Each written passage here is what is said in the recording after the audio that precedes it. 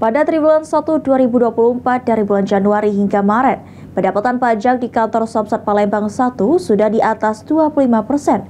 Jumlah ini sesuai dengan target yang ditentukan oleh pemerintah Provinsi Sumatera Selatan.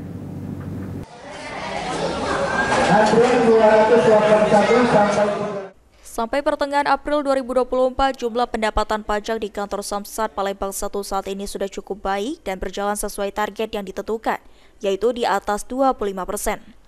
Sejauh ini menurut Kepala UPTB Samsat Palembang 1, Luki Husni, pihaknya belum alami permasalahan dalam hal ini proses pemungutan pajak kendaraan di wilayah lingkup kerjanya mereka. Untuk kendala di triwulan 1 tidak ada kendala sama sekali dan sudah kita mencapai capaian target untuk triwulan pertama. Berapa lah Pak, kalau boleh tahu Pak?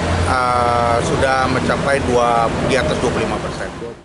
Selanjutnya menurut Luki, Samsat Palembang 1 akan terus menggenjot pendapatan pajak di wilayah lingkup kerjanya agar bisa tercapai hingga akhir tahun mendatang. Firman Hidayat, PAL TV.